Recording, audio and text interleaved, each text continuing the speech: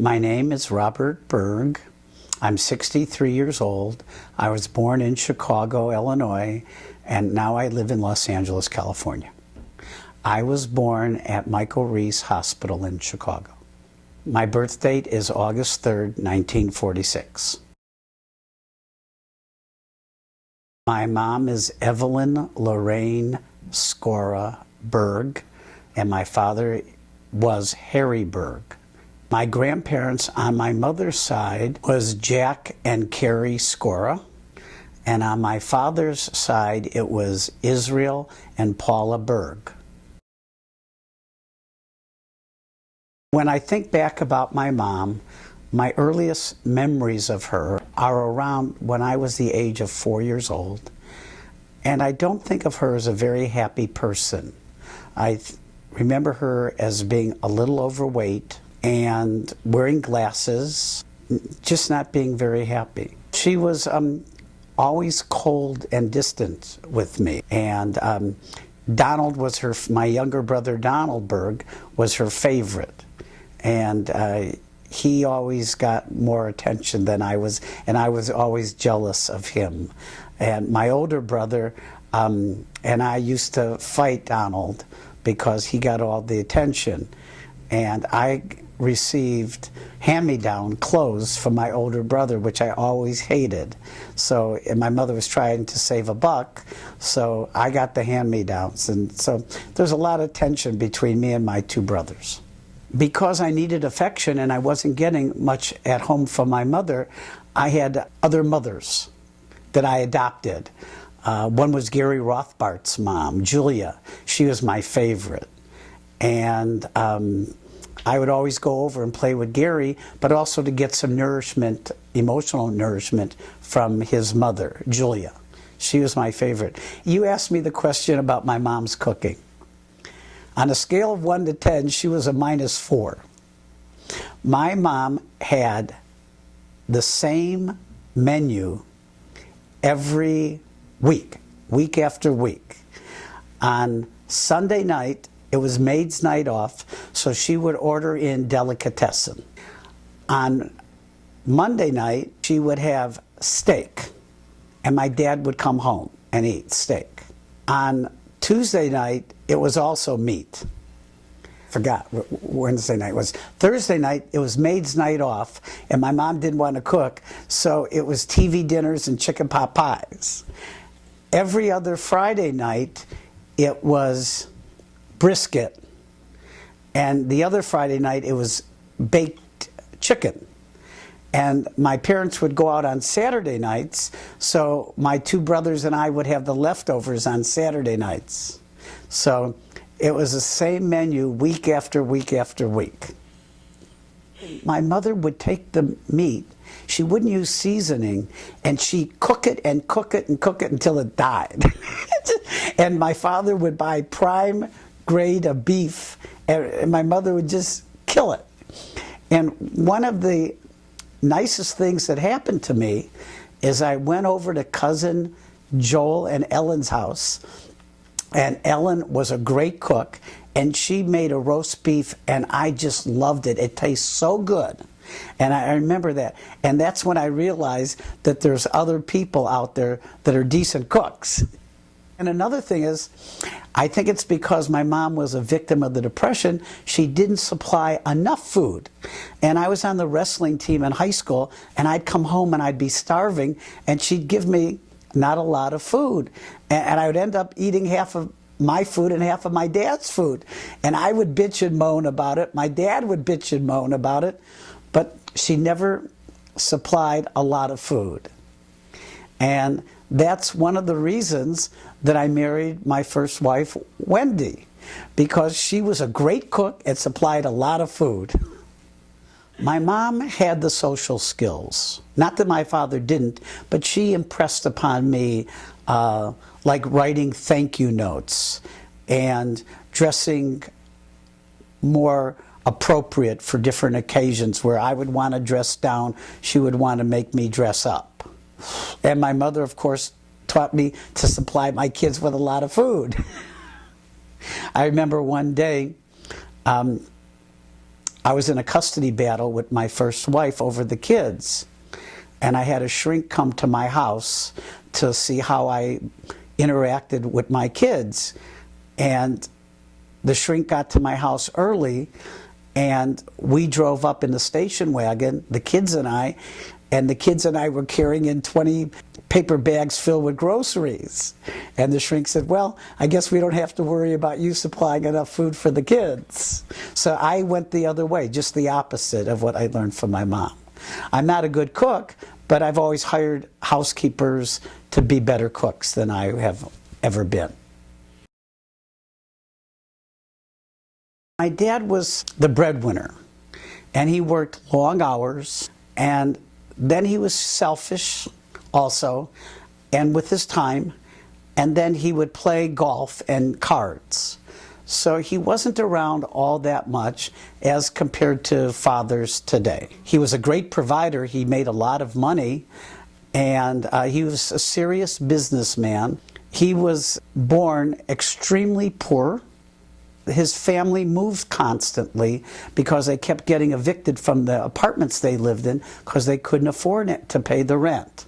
So he got jobs all during grammar school and high school and couldn't study because he would fall asleep in school. He didn't graduate from high school, but he became self-taught. He would always read. He worked several jobs, and he took care of his family as best as he could. His own father deserted the family, went back to the old country when my dad was a youngster, and the family was broken up, and all the kids lived at foster homes. They just couldn't stay together. So my father, just during the Depression, heard about a job at a company, and the guy was going to interview people to work there on Thursday at 1 o'clock. So my father went to this guy on Monday and said, I know you're not interviewing till Thursday, but I'll work here for free for a week. And if you like my work ethic, then you hire me. And that's how my father got his first big job in the nut and bolt business. And my father, after the war, started the nut and bolt business on his own, and he became ultra successful. At one time, he was the largest nut and bolt manufacturer in this country that was privately owned. So he did extremely well. My dad was warmer to me than my mother was, and maybe I was a little scared of him, always looking for approval from him. But we did play. We would go horseback riding. We would go exploring in his car. We would throw the baseball around. He would call a catcher's mitt a decker. And he was very serious with business. My first summer jobs were working at his company. And every now and then we would go on trips together. We went fishing in Canada. He was better at letting the child out of him than my mother. When he felt guilty enough of taking time away from the kids, then he would come and play with the kids. And he would make a go-kart available for me, or a motor scooter available for my brother. And my mother would say, no, don't do it, but my father would do some of those things. So my mother was more of the killjoy. My father would refer to her as the War Department, meaning you be careful what he was doing. But he would also spoil my brothers and I. He bought Lori a Corvette for his first car when he was 19. He bought me an XKE Jaguar for my first car when I was 19. And he tried to do his best, but he was selfish with his time. I learned good things from my father and bad things from my father. In the beginning of my career as a parent of my kids, it was very easy for me to be selfish with my time too. But as time grew on, I became a better parent. So one of the things I learned from my father was not to be such a good parent, but over the years I became much better at that. I became, in my own right, a very successful businessman, and a lot of that I learned from my father. Did he specifically teach me this, this, and this? No, but just general business skills. My father was extremely honest and straightforward with people. My father had a very fine reputation in the business community. My father was also extremely charitable. Those traits I learned and I continue with to this day. I had a lot of resentment toward my parents until I was around 34 years old, going through my divorce. And I did a lot of therapy at that time, analyzing who I am, where I came from, what I learned from my parents, the good, the bad, the ugly, what I brought into the marriage, why I married Wendy. And with that, a lot of anger came to the surface, and I sat down with each one of my parents and I let them have it with both barrels about what they did right and what they did wrong. Thereafter, it cleared the air and we got along better. And I think there was more of an understanding on both of our parts, what they did right, what they did wrong. And life was better after that. Going through therapy, I learned how my parents became who they were from their parents and their environmental situations. And it made me more accepting of them for who and what they are. Some of the things I accepted and tolerated, and some of the things I didn't, and those were the things that I got into them. My mom died from a cerebral hemorrhage when I was 41 years old. In 1987, she had had mini strokes, TIAs they're called. She had high blood pressure most of her life, and she just had a cerebral hemorrhage, and she was in a coma, and they pulled the plug. My father died in 1995. My father had had many surgeries, and accidentally, the maid, she was from Turkey, I believe, was backing the car out for my father to get into the passenger side, and the car knocked him down, and she ran over him. And it's funny when you think about it, but it undid his surgery for his esophagus, and they had to redo it, a new surgery that caused my dad to become very weak. And so he was on a walker, and the walker got caught in a throw rug in the bathroom, and my father's legs got tangled with the walker, with the throw rug, and he fell down and hit his head on the tile floor. And I guess there was a leak in his brain and the blood, and they pulled the plug on him a couple of days thereafter. I have two favorite memories with my mom. One was I was a good boy doing something right for one day for a change. So she took me to the supermarket and let me pick out cereal, and I could buy all the sugar cereals I wanted. That day kind of stood out in my mind. And then as a youngster, I always liked a lot of music. Every now and then, my mom would start singing songs that I had bought and I was listening to on the radio or bought the records themselves. And I remember one of those songs was Happy Heart. And all of a sudden, she started singing that song.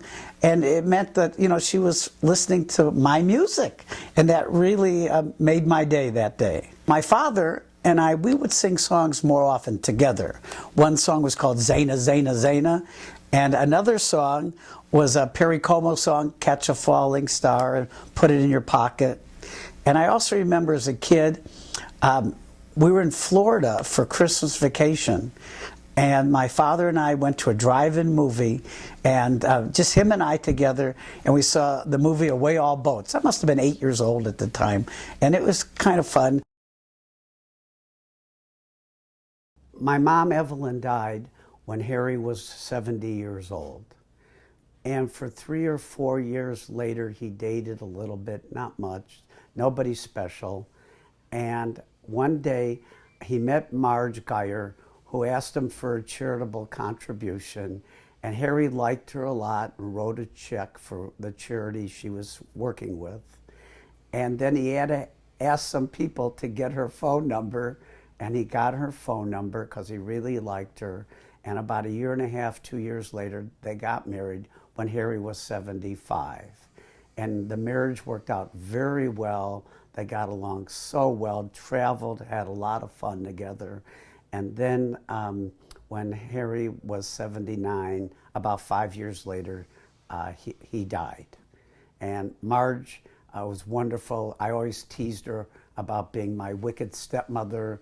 And I said to her, if I'm going to call you my wicked stepmother, what are you going to call me? She said, how about mean kid? I said, I love it. And even till today, which is many years later after Harry's gone, we still get along famously. I have two brothers, Donald and Lawrence. My older brother, Laurie, who's now deceased, was born in 1942, so he's 4 years older than I am. And my younger brother, Donald, was born in 51, and he's 5 years younger than I am. Donald had his own room. And the maid would always protect him. The maid's name was Lena, and she was from Germany, and she would always protect Donald from Laurie and I. Laurie and I had to share a bedroom. Donald had his own room, and he had his own toys. He was the PC, the privileged character. Donald and I were never that close until 15, 18 years ago, and we started becoming very close. We worked out our differences. We've become very close today, extremely close. My parents had 5 pregnancies, and 2 of them were miscarriages. And each time my parents wanted to have a girl. So Lawrence became Laurie. Me, Robert, I was called Roberta for many years. And Donald was supposed to be Donna. But my parents wound up with 3 boys, but they always wanted a girl. I always looked up to my older brother and wanted to be like him and hang out with him. And I would hang out with some of his friends. And even to this day, some of Laurie's friends that are 4 years older than I am, I still hang out with to this day. Donald I didn't have much to do with because he was the PC, the privileged character. And as a result, I just didn't do much with him. The 3 boys were always fighting, knocking heads. Oh, sure. Mostly pushing and shoving. I think we were all mischievous.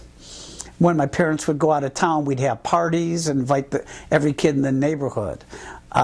One year we went to Oakton Manor in Delafield, Wisconsin, and Laurie and I pulled the fire alarm. Emptied out the whole hotel. My dad was so mad. I mean, he just didn't want to see us. Another experience, a little older, we would go down to Miami Beach for Christmas vacations to get out of the Chicago winter. And we would go with the Weiners and the Rothbarts, and because the Weiners and Rothbarts' kids were dating each other. My dad, in this particular vacation, rented 2 cars. He rented a convertible for the family, and Laurie, he got a Corvette, a little Corvette, maybe 58, 59, with 3-speed stick. And the Rothbarts had a 4-door sedan. So one night, my dad took me out in the Corvette to teach me how to drive stick shift in Biscayne Bay. And Mike Rothbart took our family convertible, so Laurie was left with the 4-door sedan. And Laurie had met this girl from Beach High. I was maybe 15 and Laurie was 19 or 18, 17, I don't know. Anyway, she was real aggressive and very old for her age. So Laurie and this girl had sex in the back seat of the Rothbart 4-door sedan. And the next morning, Sam Rothbart is putting the golf clubs in the back seat to play golf with my dad and Mo Weiner and who knows who else. And he comes out holding a condom that had sperm inside. And this is at the Porte Cochere at one of these huge hotels in Miami with a lot of people there. And he's holding up the condom and he says, "Who in the hell left the loaded condom in the back seat of my car?" Well, if they figured it out that Laurie had done it that night. And of course, everybody was laughing about Laurie doing that. Okay? Gary Rothbart and I are freshmen at the University of Wisconsin AE Pi fraternity. And the fraternity pranks the house, and we get on a bus and we go from Madison, Wisconsin to Milwaukee. And we're staying at the Shoreham Hotel in Milwaukee, and they give us the cheapest room with no view, looking over the roof of the hotel. And Gary and I find a dead body outside our hotel window in the middle of winter, an old lady. And of course, we call the hotel, and they call the fire department, and they bring up a stretcher to put this lady on, and she wouldn't stay on the stretcher. She kept falling off because she was, rigor mortis had set in, and she was like in a bundle. And eventually they strapped her in somehow and carried her down from the roof. Well, by the time it got to Gary's father, and it got back again, Sam Rothbart was spreading rumors that Gary and I had had sex with this dead body, which of course was not the case, but in any event, that's how it got back. When I think of my grandparents and my parents, around the age of 10 or 11, my grandparents used to come over to my house on Thorndale Avenue, and my grandma and grandpa and my parents and Lori and I, the six of us would play Hollywood gin with teams. And of course, my father was the best gin player in the world, and my grandpa was second. So I tried to get on their teams because I was the worst. And every Sunday night after a nice dinner, we would do that. And I was doing something with the grown-ups. I felt big, and it was a lot of fun for me. Two favorite cousins, Gail and Stuart Rosenthal. They live in Chicago, and we don't see each other very much. But Gail and I talk on the phone all the time. I have them come out to California's every winter to avoid the Chicago winter. And she's just wonderful. She's kind. She's a wonderful mother to her daughters and the grandchildren. They all live within a couple blocks from each other. She's the salt of the earth. Gail and Stuart have never had a lot of money, but they just do so well together, and I'm just happy to say that they're my favorite cousins. My father, Harry, and his sister, Teresa, they were Bergs, married a brother and sister, Scoras. They married Evelyn Scora and Bernard Scora. So their children of these two marriages are double cousins. So my cousins, Ronnie, Richard, Stephen, and Paul, are my double cousins, and genetically we're extremely close. Relationship-wise, we're not close at all. But it's just something I thought I would add to this video. From my age 7 to age 15, I spent summer camps at Eagle River, Wisconsin, Camp Interlochen. And it was the best of times for me. I don't know if I was happier to get away from my family during the summer, or my family was happy to get away from me. But in any event, it was a win for everybody. I was there with my best friend, Gary Rothbart, and his older brother, Mike, was there, and my older brother, Lori, was there. And we'd go canoeing and sporting and just all sorts of fun things all these years. And Gary's father was cheap, and so Gary didn't have a sleeping bag. He had a bedroll, which was just blankets rolled up together and held together by a strap. Well, it wasn't waterproof or anything like that. And in one of our early years, we would go on an overnighter, and it was raining cats and dogs, and water got underneath the tent, and Gary was soaking wet. So he came into my sleeping bag and we spent the night together. Maybe 2 nights, I don't remember. But it was just a good, wholesome camp experience. We made a lot of lifelong friends at camp. And one of the counselors there, who was the head counselor, his name was Gil Magida. And Gil taught us about doing the right thing. Don't boo opponents, sportsmanship, your honor, your word, things like that we learned at camp. And one memorable experience is that I'm 7 years old in a spelling bee at camp, and they asked me to spell strike. And my spelling has never been good, and in those days it was pretty bad.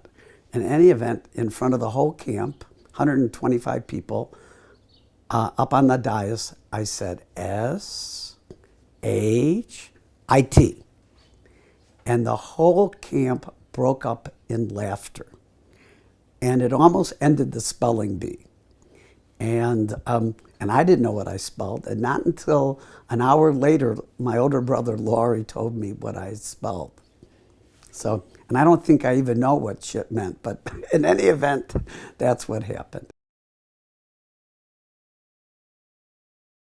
I started New Trier High School in 1960, and in those days, New Trier was one of the top 25 high schools in the country. And I was just an average student there, and I was on the wrestling team for a couple of years and played a lot of handball. While at New Trier, I was a B-plus student. Not the best, not the worst. I always studied long and hard, but I guess my ADD, I just didn't get the best grades. I made a lot of friends in high school, and it was interesting. Growing up in Chicago, I had friends who lived on the north side of Chicago, and when I was in high school, I would come and see those friends. And then living in Glencoe, I had friends from Glencoe, and then in high school, I also met some friends that live in West Wilmette. So I had friends in 3 different geographical areas, and each one of those groups of friends were all different. In Glencoe, my close friend was Gary Rothbart. I have known him since I was 8 years old. In West Wilmette, there was Arvin Kagan, was my close friend. He still is today. Steve Wolf, Wayne Levenfall, Mike Becker. And these were guys that I would hang out with. And Mike Becker's brother, Allie, got me through college algebra, trig, and physics and chemistry. Allie Becker was really a smart kid. And then on the north side of Chicago, my close friends were Chuck and Harvey. I had friends for different purposes. Wayne Levenfeld was the smart friend of mine. And Mickey Friedberg was another one of my smart friends, if I needed to hang out with him. Another friend of mine who was very smart was Fred Zimmerman in Glencoe.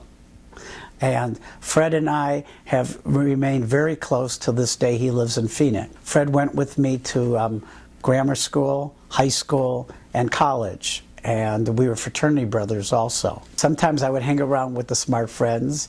And if I wanted to get into mischief, I would hang out with the friends in West Wilmette, like Arvin. And then if I wanted to meet some cute girls, sometimes I go into the north side of Chicago. So I had different friends for different purposes. I guess because as a youngster, I was always looking for attention, and my parents weren't giving me much. And whatever time and effort they had, they gave my younger brother. So I would act out, be mischievous, cause trouble. And I had some ADD, ADHD issues.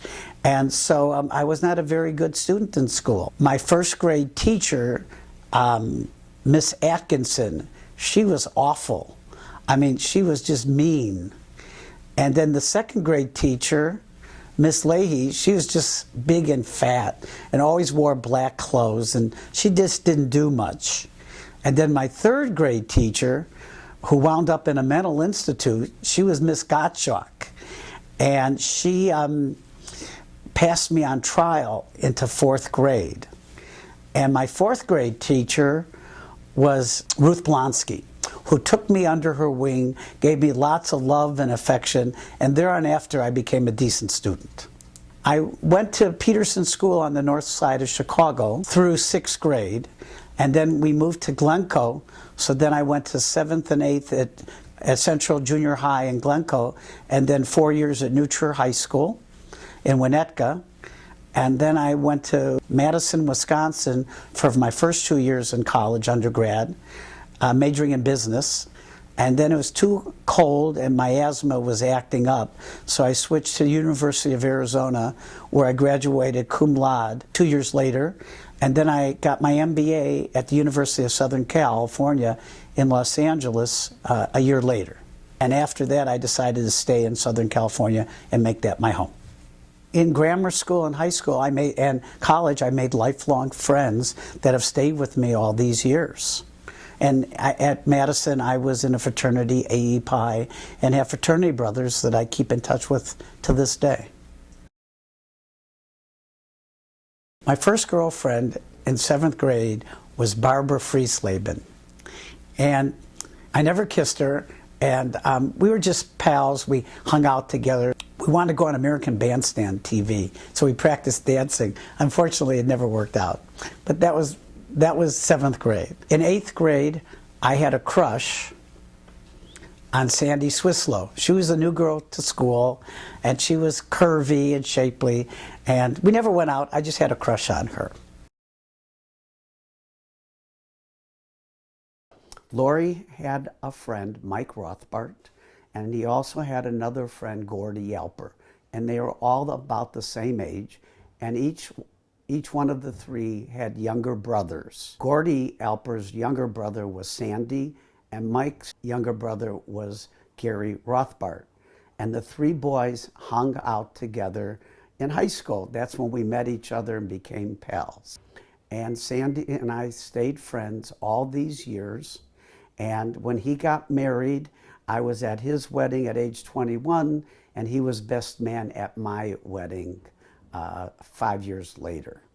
And today, in 2017, Sandy and I and his wife Barb still hang out, and we're wonderful friends. Junior year in high school, my friend Harvey, who used to live on the north side of Chicago, and I hooked up with a couple ladies from Lincolnwood that went to Niles West High School. Along the way, Harvey was dating a girl that I kind of liked. Her name was Lynn Massover. And anyway, Harvey and her didn't work out. So when I was about 17, I started dating Lynn. And Lynn was my first love. And I kissed her a couple times. Anyway, I was too immature at the time. Things didn't work out. I didn't get along with her parents. I mean, it was just not a good thing. I had a lot of growing up to do at the time. But I really liked her. And after a year or two of college, I looked her up.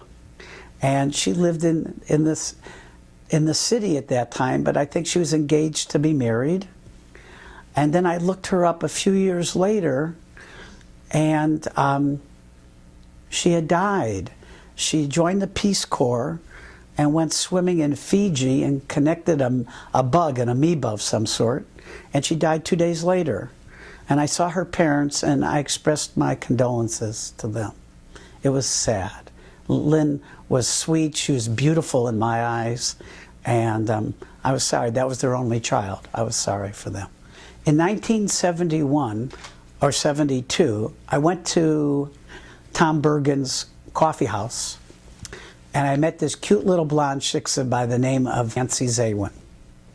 And Nancy was a nurse and just adorable, and I really liked her, and we spent a lot of time together that night at Tom Bergen's. We exchanged phone numbers, and then I said goodbye, and I called her up a couple of days later, and she said she was going to Hawaii for a week or two, and I said, well, I'd like to see you. I'll take you to the airport.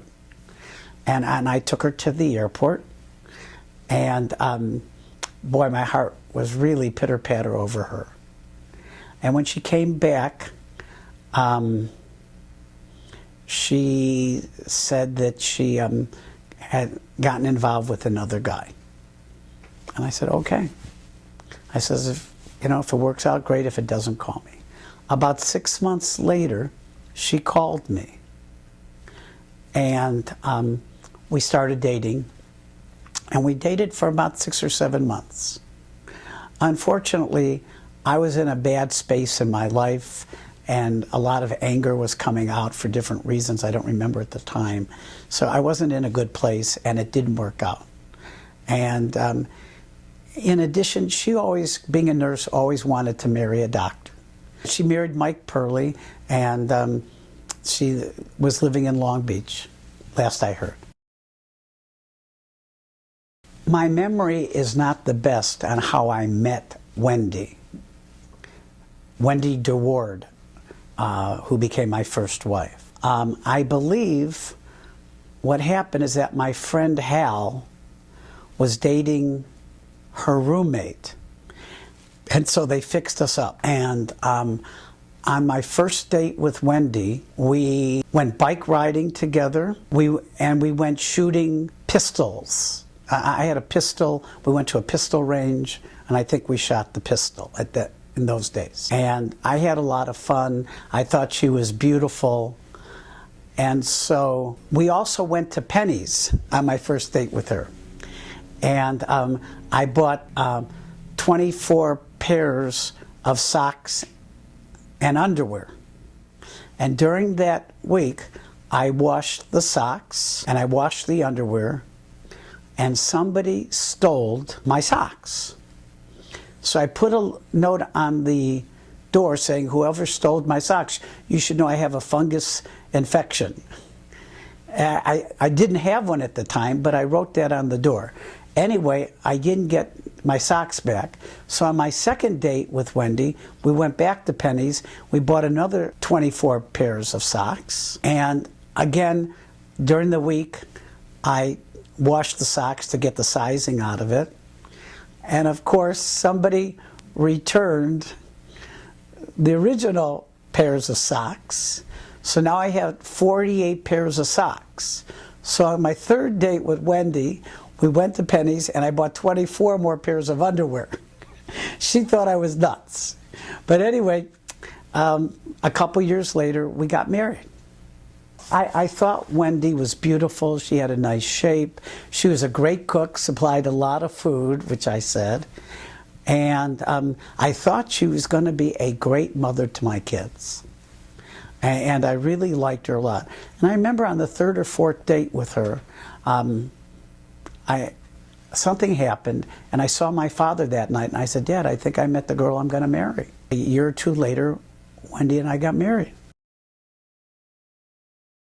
Wendy and I got engaged, and my parents did the wedding and some wedding showers in Chicago. A lot of my parents' friends had received so many baby showers and bridal showers from my parents that they felt this was a wonderful time for them to reciprocate, because this is the only Burg wedding. So they did several showers for Wendy, and she received a lot of fine gifts. 2 nights before the wedding, Wendy and I had a big blowout. And I guess, you know, we were too carried along by all the festivities that maybe we should have postponed the engagement or the wedding or something. We didn't do it. We went through with the wedding, and I was very happy that day. In retrospect, I should not have gotten married at that time. I was just starting my career. I was successful, and who knows what would have been. But in any event, the wedding was paid for by my parents, who had most of their friends and family and their relatives there, although a big contingent from Buffalo, where Wendy is from, came for the wedding also. I remember my father toasting us, saying, I finally got a daughter. And I remember my mother walking down the aisle chatting with all of her friends. And my grandparents were there, and I remember having a little stag party with my grandpa there, which was kind of fun. And my brother, there's pictures of him, older brother Laurie, at the wedding, some with a mustache, some without. He shaved his mustache off during the middle of the wedding. We got married at the Westin Hotel in Chicago on Michigan Avenue. We had 200 people at the wedding. Our honeymoon, we took the train from Chicago back to LA, and we wrote the thank you notes. That was my mother talking to me, because she always pounded into me about writing thank you notes, writing thank you notes. And so we did it on our honeymoon.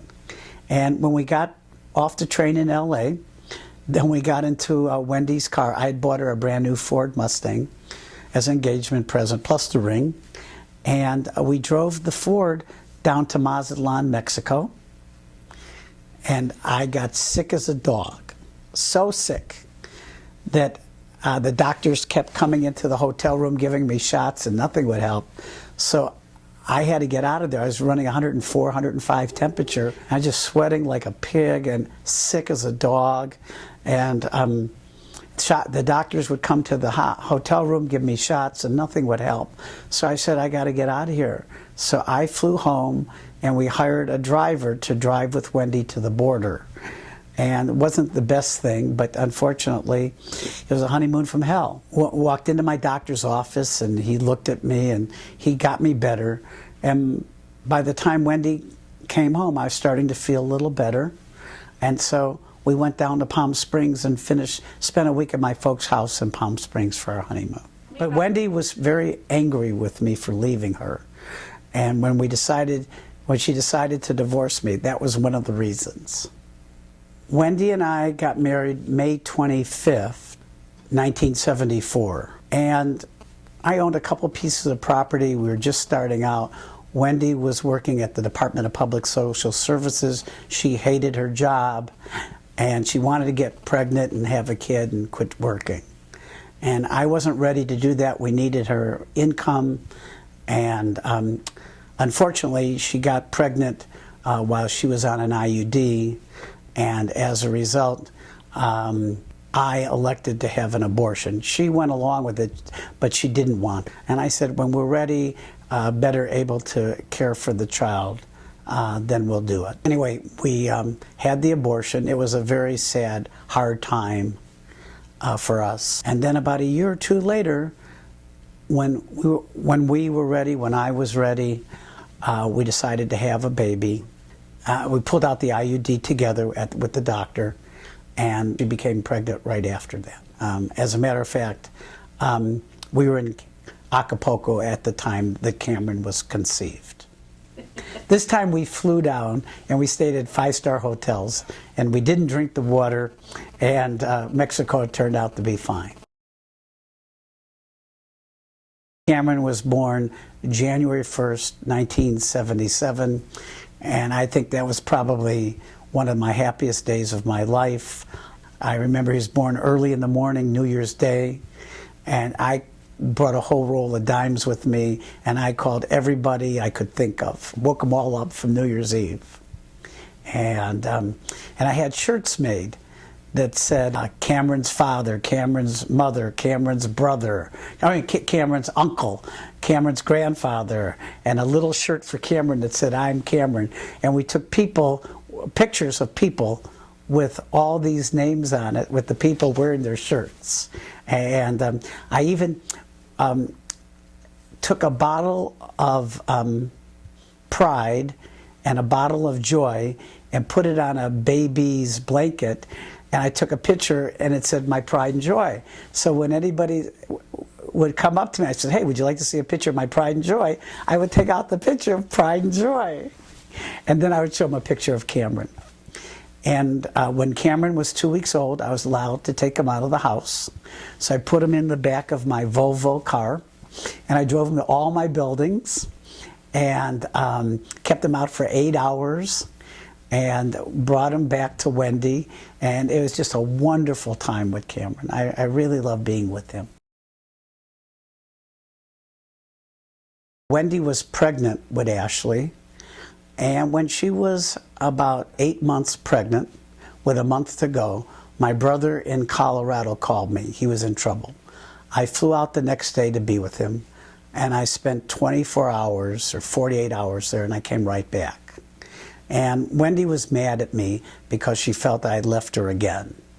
And my brother was in need, and she wasn't due for another month. Unfortunately, the baby came the next day. And the baby was a month premature, and Ashley weighed 4 pounds, 14 ounces. So she was a preemie. And I was happy I finally had a girl, because we didn't know beforehand what it was. My wife and I did some things to have a daughter, and we got lucky. We got one. And during that day, she would upchuck her food. Nothing would stay down with her. So they did tests, and they found out that she had duodenal atresia, meaning her intestine was blocked. So I had to interview a surgeon that was going to operate on my daughter the next day. And I don't know how to interview surgeons. And I tried to talk to this guy, and he wasn't good at talking to me either. And I didn't know what to do. And a friend of mine, a fraternity brother, was an administrator at the hospital, Al Schwartz. And I said, Al, I told him the predicament I was in. He said, Bob, he's a mechanic, he's a repairman. All you care about is that he's got great hands and he can repair your daughter. If you need somebody to talk to, you talk to your pediatrician. And I talked to my pediatrician, and that was fine. He operated on Ashley, and she got down about 3 pounds, 13 ounces, if I recall. My office was right across the street from Cedars then, so every day after work I would go into the neonatal intensive care and play with her and hold her, and bring in some breast milk that Wendy had given me to bring to her, and I would feed her a little bit. And a month later, Ashley came home from the hospital. We had a welcome home Ashley party. When she came home, she was colic. She was crying constantly. And she was just a real pain in the ass. Wendy says that Ashley was premenstrual from the day she was born. It was just tough with her. And she had colic for a long time. And Ashley and I have always had a special relationship. She and I would drive in the car with the top down singing Madonna songs and playing it loud. And she would go on the back of my motorcycles. It was just special. Ashley and I have always had that relationship. While Wendy and I were having all this stress with Ashley, we decided to go skiing in Zermatt, Switzerland, in December of 1980. We had a bad situation on the mountain, and Wendy thought I was not sensitive and caring for her. The other gentleman that we were skiing with, his name is Jeff, was more attentive to her. So when we came back, Wendy decided that she wanted to divorce me. Just the stress of the baby, and all that combined, and all of her history of remembering everything I had done wrong over the years, the combination of all that, she just decided to divorce me. We separated February 2nd, 1980. Ashley was like 1.5 years, and Cameron was 2.5, around 4 at the time of our separation. We're separated for about 6 or 8 months. We decided to try again to try and see if we could work it out. We couldn't work it out, and so we finally got divorced. And it was finalized in 1985. We were living in Holmby Hills at the time, a very nice house. And when we sold the house finally, Wendy got the proceeds from the sale of the house. I kept my buildings, and then she said she wanted to move to Connecticut with a gentleman who was going to be her husband, and I said, no, the kids are going to stay here with me and you. She said, I'm leaving. So that started a custody battle that lasted a year. And eventually she did get married, she did move away to Connecticut. The kids stayed here with me. Wendy did get divorced, she came back to California. And the kids had spent more time with her then. And then she got remarried, and she's been with her current husband now ever since then. I was one of the first men to win custody in court of my kids. In the very beginning, I wasn't the best father, and I was selfish like my own man was, and I wasn't that involved with the kids. But with the divorce, I became a better parent, and I got some good teaching from the kids' therapist, Gary Grock, and from my own shrink, Ivy Mooring, as to what to do in different situations. I remember many times I would call up the shrink, what do I do about this? What do I do about that? And we had some good help at the time, a housekeeper, Gladys, and then Julie. And the combination, we did okay with the kids. Not the best parent, not the worst parent. I suppose if I had it to do all over again, I would be a better parent. I think every parent would probably say the same thing. So I did the best I could with what I had at the time. And don't forget, my scripting was never to be a great parent. My scripting was to be a good provider. So I had to try to walk both paths. I used to say that I had the most expensive car phone bill than anybody, because I'd have to arrange for the braces, the tutors, the after-school sports, and so I was always on my car phone with the kids trying to get things done.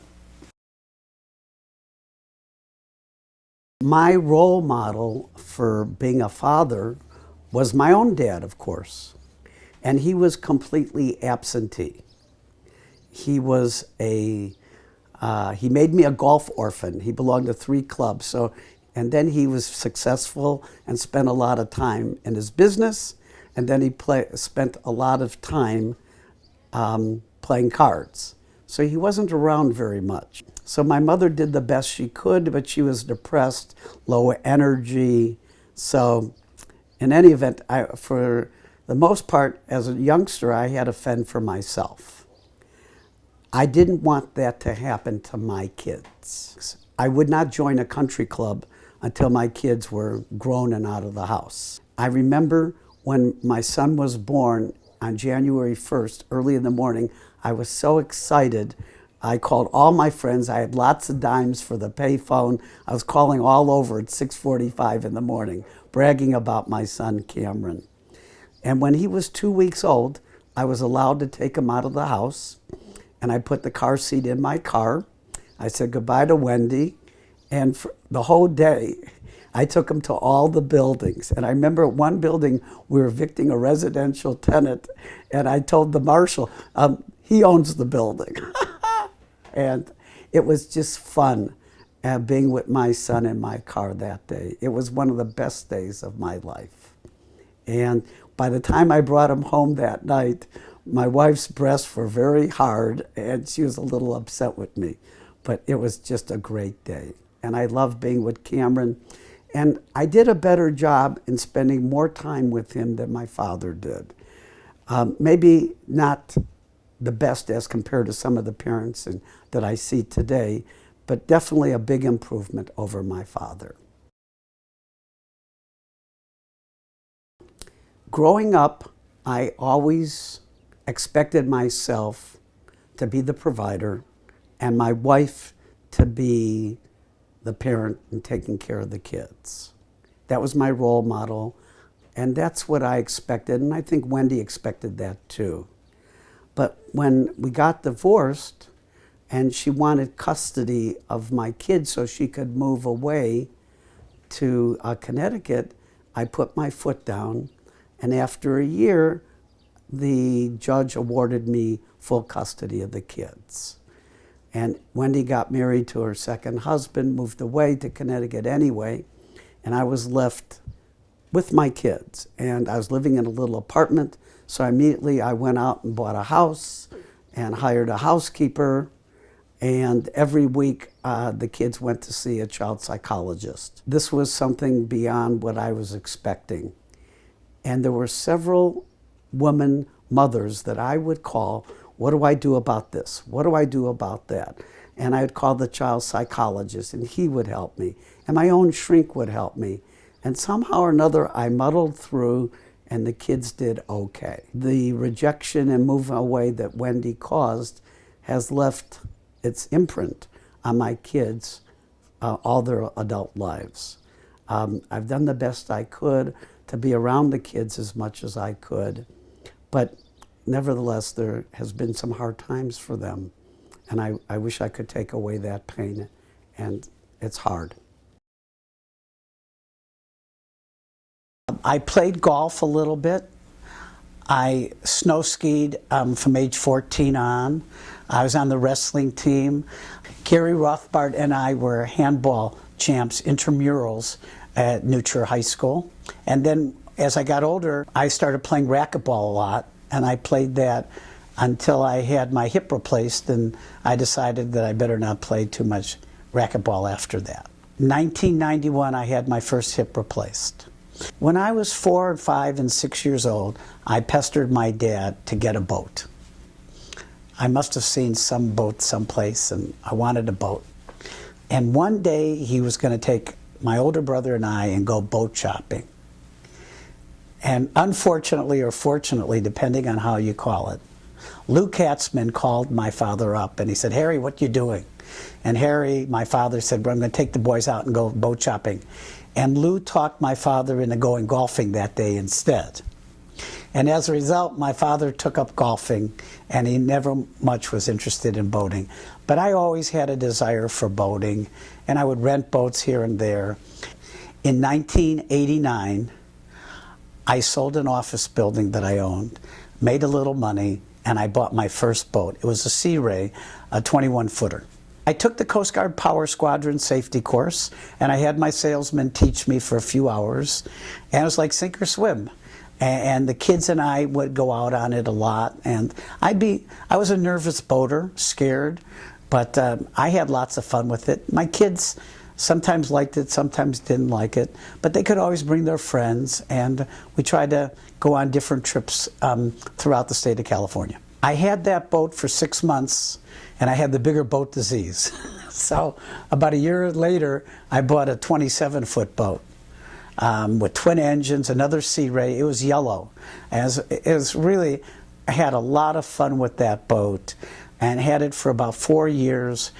And then the 92, 3, 4 recession came, and I had to get rid of the boat. Selling that boat was a very bad day for me. I promised myself that when the economy turned around, I would buy a new boat. And about 4 or 5 years later, I bought a 33-foot Sea Ray that I had for 11 years. It was called the Pretty Woman, because we always sing that Roy Orbison song. Had it for many years. Took it all over the United States, Canada, the Bahamas, the Keys, Mexico, and down the Ohio River, Gulf of Mexico, and just a lot of times and good times with the boat. In 2008, I sold the boat. I got my eyes on bigger, better boats. I'm in between right now. My first house from ages 0 to 5 was in Logan Square in Chicago. It was an apartment building on the 3rd floor. And there were lions outside out of concrete. It was not a very nice apartment. That was all my parents could afford after the war. And one day, my dad came home, and I was sitting on a window ledge with the window open, and the only thing separating me from falling down 3 stories was a screen. So with that, my dad said, "We got to get out of here," and he immediately built a house on Thorndale, 3420 West Thorndale, near Kimball and Peterson. And we stayed there from age 4 until age 12 and a half. And then we moved to Glencoe, 1195 Mayfair Lane, and I stayed there until I went to college. And then I would just come home for summers until I graduated college, and I moved to California. And so the Glencoe house was in our family until my father died, so basically 40 years. In all the houses, I never had my own private room. I was always sharing it with my older brother, sometimes even with my younger brother. So I never really had my own space. And I think that was because my parents designed the 2 houses, and my mother got cheap, and she didn't want to spend the money for an extra room for me. It was always, well, you can share with your brother until he moves out or something, and my older brother never moved out. So I was stuck with a room sharing. And as a result, when I became a parent, I made sure that my kids always had their own room and their own space, and they could decorate it the way they wanted, and it was their own. My older brother, Laurie, from age 15 on up, did drugs and alcohol, and it eventually killed him when he was 61 or 62 years old. Before that, and I think the reason for doing drugs and alcohol is that when he lived in the north side of Chicago, he was popular, he belonged to a private social club, he had a lot of good friends, but when he was 15, he moved out to Glencoe, and he didn't know anybody, and he felt out of place, and he wasn't well liked, and he started doing drugs and alcohol. He did make some friends, but he was troubled. And he went away to college, and he flunked out of Wisconsin, and he was just like a lost soul. He couldn't keep a job, and my father hired him, and he wouldn't show up for work. He was very self-destructive, drugs and alcohol. And eventually, he moved to Colorado. My father bought him a house. He was a trust fund kid. And he used my father left him a lot of money when my father died, and he just did drugs and alcohol, and it just killed him. It's a shame, because I used to look up to him, and he used to watch over me and take care of me. There was an incident where, when I was 16 or 17, I got beat up at the local bowling alley for being a Jew. And I came home, and I told my brother what had happened, and he went back to the bowling alley looking for the guy that beat me up. He was going to beat him up. Unfortunately, we couldn't find the guy that didn't like me because I was Jewish. So he was always there to be a protector for me. Laurie was very difficult, and I tried many times to get him off drugs and alcohol. And a couple years before he died, I instituted a intervention in Colorado, and hired the shrink, hired somebody from the court, hired a doctor, and Donald, my younger brother, and I, my father's second wife, Marge, we were all there trying to get him to commit himself to an alcohol drying out hospital. He wouldn't go, and about 6 months later he did go, and I went to visit him there, and it seemed like maybe he was going to change. And unfortunately, it didn't work out, and he went back to doing drugs and alcohol. And while he was doing drugs and alcohol, it was very impossible to have a normal relationship with him. He was flaky, he was lying, alibying. It was just very difficult. One funny occasion, he was supposed to come to my house for Thanksgiving, and he flew to my house. He got off the airplane, called his home, and there was something wasn't right about his dog. And so he got on another plane and flew back home that day and never made it to my house for Thanksgiving. I wasn't in his head. I didn't know what was going on. So another time he was supposed to come to my house, and I guess they took his driver's license away, so he couldn't get on the airplane. And he was drunk, and so it was just a mess. So I can laugh about it now in retrospect, but at the time going through it, it was tough. Donald, he got a degree in accounting at the University of Arizona. He copied me in my footsteps a little bit, and he bought a lot of apartment buildings in Arizona, and which he still owns to this day. And even before that, he opened up a store that sold Slurpees and freezes. It was called DB's after Donald's name. And so he always had little jobs and little businesses, but his heart was in apartments, and he owns several buildings now, and it's giving him a nice cash flow, and he's doing fine. Donald owned a video store for a short while that rented out DVDs and VHS tapes, but when the majors like Blockbuster and Hollywood Video came in, that was like the end of that. One special moment I remember when I was maybe 7, 8, or 9 on the north side of Chicago, and I was sick, and Laurie came home early after school, and he would play with me, and we made something with a Gilbert Erector set, and then later on that evening, Dr. Klein came over to my house, Reuben or Seymour Klein, and gave me an injection. And I showed him my Gilbert Erector set, what I had made, and he was impressed with it. And it was nice because my brother would play with me.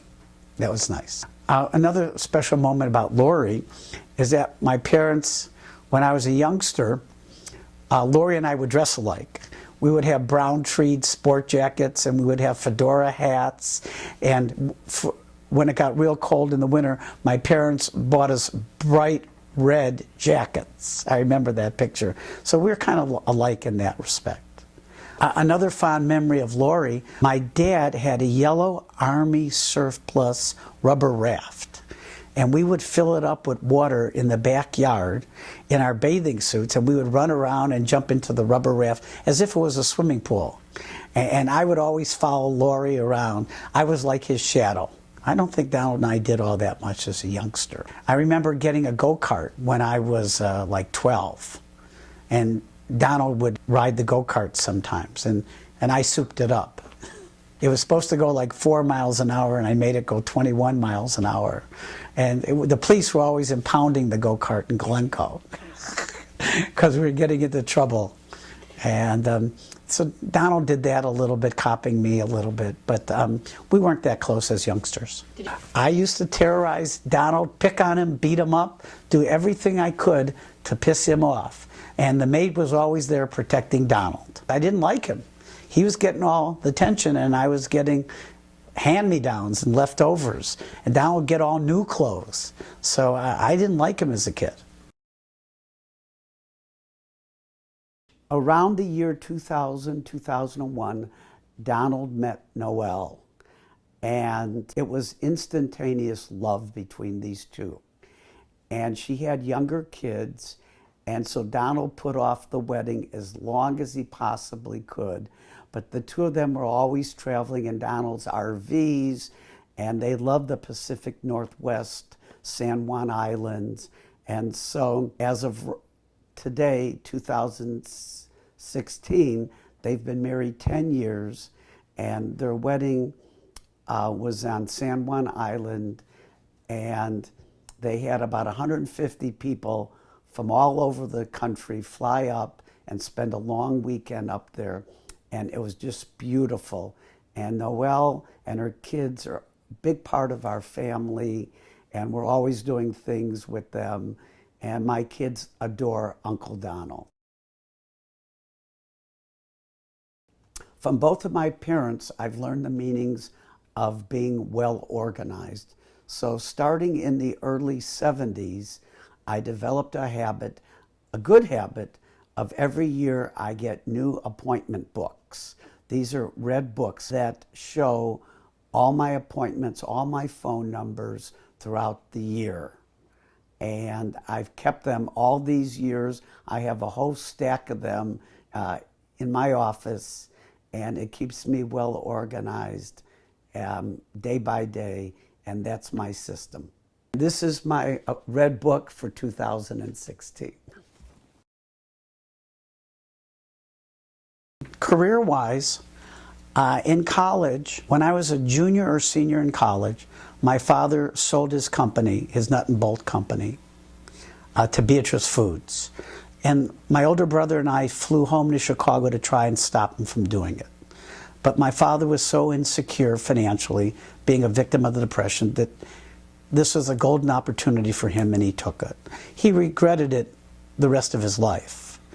And he started another screw company, and he named it after my brother, Lawrence. His first screw company was called Accurate Threaded Fasteners. But in any event, I tried to talk him out of it. I couldn't do it. And then I went to grad school, and I figured out that the guy who put my father's company together as a broker with the company that bought it, he was called a finder. And he made a tremendous profit by putting the two companies together.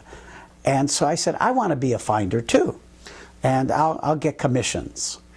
And it looked very good until, as a senior in college, I took a real estate course at the University of Arizona taught by Dave Sirota, who I still keep in touch with today. And Dave got me so interested in real estate that I decided I didn't want to be a finder for companies to merge. And then when I got my MBA at University of Southern California, I took some real estate courses there, and I said, that's what I want to do. I want to own buildings. I interviewed with several real estate companies after I got my MBA, and my first job was with Matlow and Kennedy doing office leasing. My first year, I made $867 in commissions. My parents were supporting me. And after 1 year, my dad called me up and he says, Bobby, why don't you come back to Chicago and be my executive vice president? I'll pay you $50,000 a year salary then. That was in 1970, so that was a lot of money in those days. I will give you the car of your choice, an expense account, and a country club membership. I said, let me think about it. I bought some time with a shrink, and I called him back about 6 weeks later, and I said, I really appreciate it, Dad, but I want to do this one on my own. I did office leasing for a year and a half, and I got fired from this company. My heart wasn't in it. They were abusing me, and I made some commission money, and they took most of it away from me. So it was just a very depressing period of time for me. In hindsight, I should have taken them to the Labor Relations Board and sued them for my commissions that they stole from me.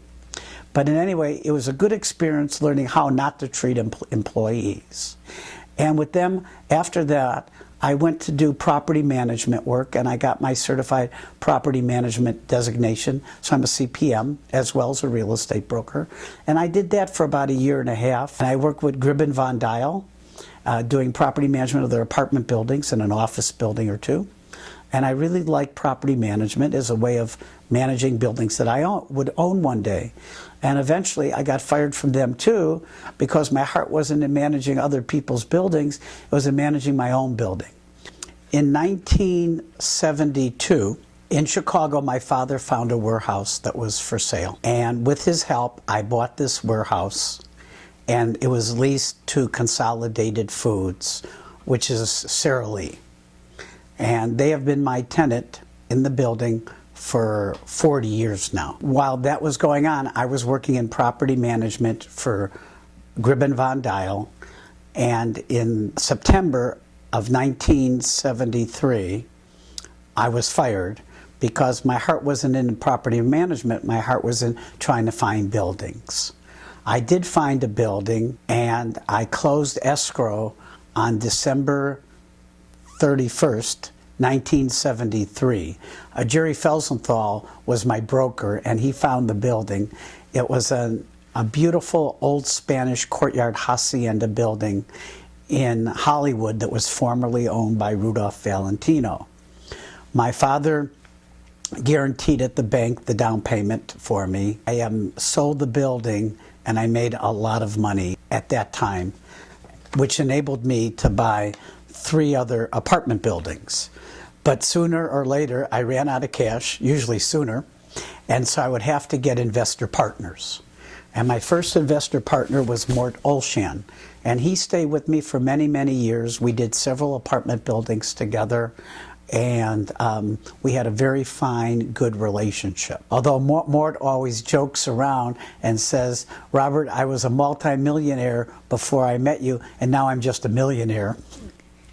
That was he would always tease me about that stuff, but we had a wonderful relationship.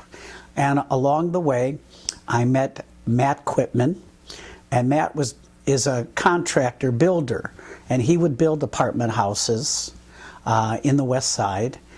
And so together we formed a little partnership, and I would do the legal and get equity and get the debt and do all the financial information, and he would build the buildings. And we built a couple buildings together, a condominium project, and we got investors, and we did very well.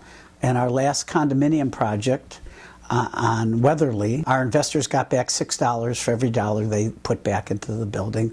So we did very well for them, and of course Matt and I did very well for ourselves too.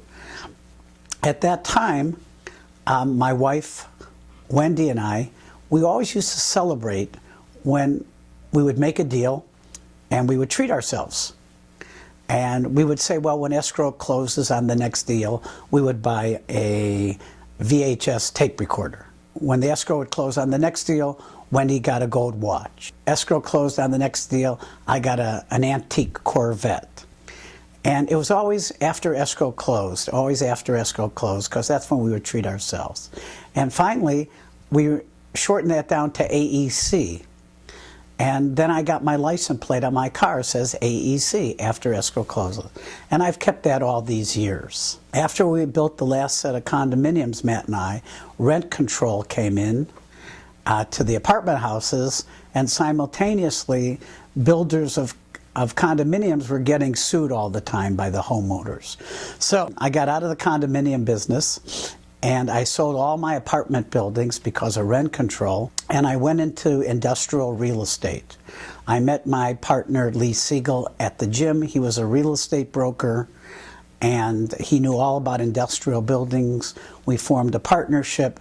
It lasted about 15 years and we built a lot of warehouses.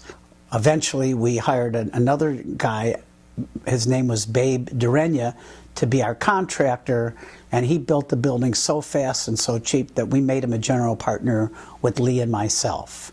And we built many buildings together, and unfortunately we were highly leveraged, and when the 92-93 recession came, that leverage came back to kick us in the butt, and we had to make a lot of workouts with the lenders. Simultaneously with that, Babe, the contractor, flew his jet into a mountain, got killed, and in the same week, Lee filed a personal chapter, so I was all by myself. I bought the interest of Babe's estate and Lee's bankrupt estate out from them, and I owned all the buildings by myself, but there was no equity in the buildings. And with my attorney of many years, Jay Grant, and my accountant, Greg Nathan, of many years, I was able to re-syndicate some partnerships, cram down the lenders in some situations, and I came out smelling like a rose. But for a year, there was a lot of gray hair and a lot of tums and a lot of tagament, and it was a very touchy-going thing at that time. And I became a success thanks to those gentlemen. All along in my business career, I've always ran out of cash and always needed investor partners. That's the way real estate goes. If you want to grow and expand, you need equity, and sometimes I didn't have equity, so I'd have to bring in investors. I've always treated my investors with kid gloves and treated them with the utmost respect, kindness, diligence, and honesty. If anything, I've given my investors too much information. Everything I've done has been completely transparent, so they know exactly what's going on. To this day, I can talk to any investor that I've had in the past, and I believe they will say kind things about me. Unfortunately, Lee Siegel and I had a falling out. He was the one who taught me a lot about industrial real estate, and he was the broker, and he would find the land, he would find the tenants for our buildings, figure out how to design the buildings. He brought an awful lot to the table. I would do the finance, the legal, the accounting, get the investors, get the loans. And our partnership worked very well with our third partner, Babe, building the buildings for us. Unfortunately, Lee and I had a fundamental difference of opinion. My attitude has always been to pay off the loans, own the buildings free and clear, get rid of the debt.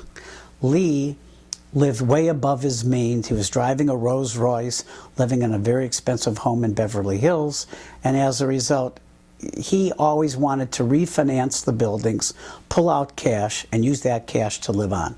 And it was a fundamental flaw, and it would permeate a lot of our relationship attitudes about our buildings and what to do, and it just was a sore point. Another thing is that Lee always seemed to lie, and he would lie by changing the facts on different issues or sometimes withholding information. And those are two different types of lies, and the second type is much harder to find out when somebody's withholding information from you. And I would get Lee would say something to me, and I would have to talk to other people to verify what Lee was saying was the truth. And I caught him in several lies, and it was so bad that I brought him to my shrink, Ivy Mooring, to see what we could do to better our relationship. And of course, he lied at the shrink's office too. So we were partners at this point, but not good partners. And in the beginning of our relationship, I looked up to Lee. He was tall, dark, and handsome. He dressed very like GQ, and he drove very nice cars, and I was like a schlepper. And he got me to dress better, to drive nicer cars, and I owe him a lot because of that. He introduced me to industrial real estate. He taught me the ropes, and I am forever indebted to him for that. But eventually, he had 4 mortgages on his house, and he went bankrupt. And that was the opportunity for me to get rid of him as a partner. I bought his shares out through the bankruptcy court, and he is very upset with me for that. Lee thought that he could go through bankruptcy, be relieved of all of his debts, still own pieces of our buildings, and still get leasing commissions. And that was not going to be the way it was. And what happened after Lee left my partnership is that I used other brokers to find tenants for me in the buildings, and it was much easier negotiating with them. And we would keep tenants. When Lee was doing the brokerage for my buildings, the tenants ended up hating us, and now it's completely different. We've had tenants that needed more space and we couldn't accommodate them. They moved out, and then they come back to us. And if Lee was doing the brokerage, we never could have done that. So the bottom line is our values are different, and we just haven't really spoken in the last 15 years. My other partner, Babe, was our contractor. Babe was born in a house that didn't have a floor. It had a dirt floor. And he became ultra successful building warehouses. He built 300 warehouses before he crashed his jet from wind shear and killed himself and 6 other people. But Babe and I got along very well. We did one deal together. He looked at how I was keeping the checkbook one time, and thereafter he never questioned me ever again about the money. There was an honesty and a truth and a trusting between us, and there was never any question. Where Lee and I always had issues, Babe and I never had issues. And Babe and I, not only were we business partners, but we were social friends. I used to go over to his house and play tennis, and he had 4 Rolls Royces. We would trade cars. I flew his jet the week before he got killed in it.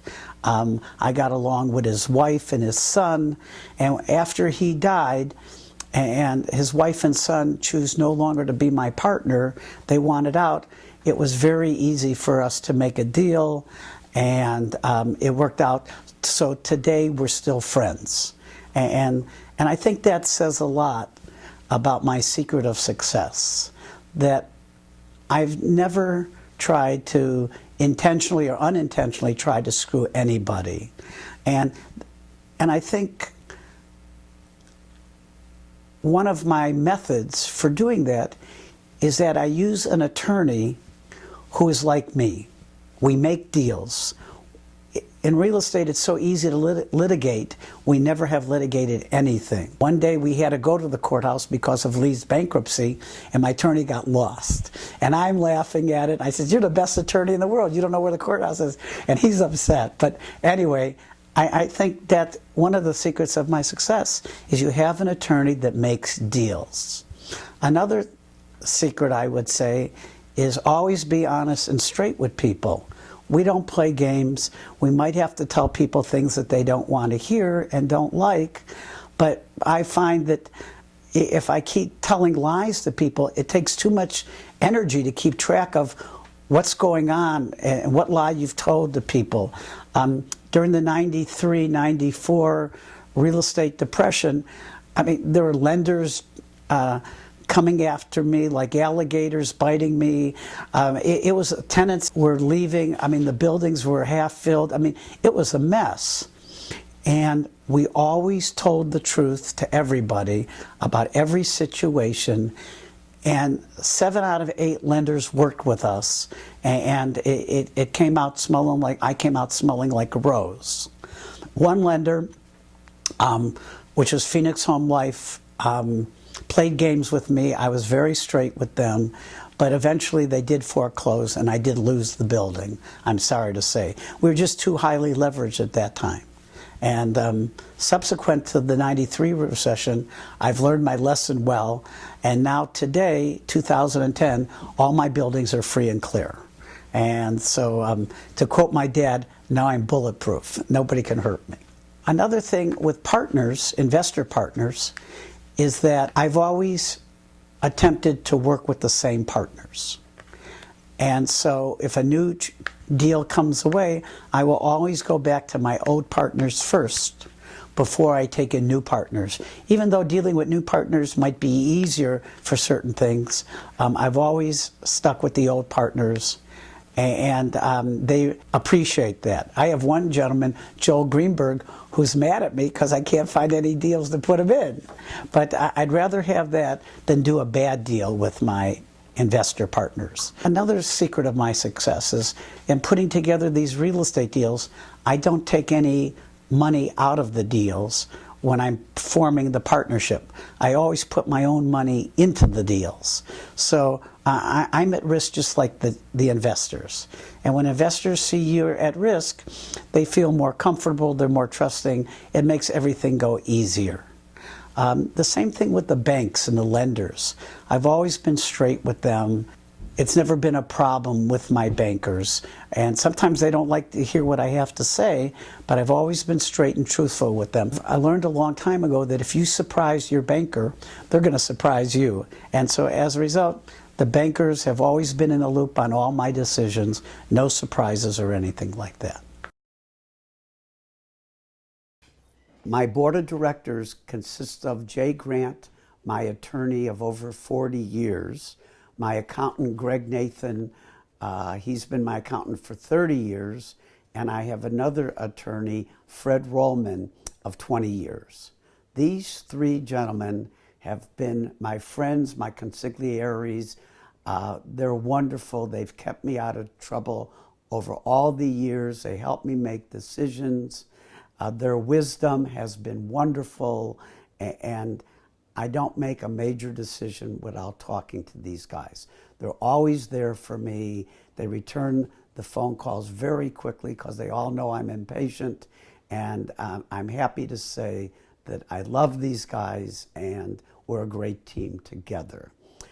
Every year during Super Bowl parties, at my house I have a Super Bowl party for about 60 people.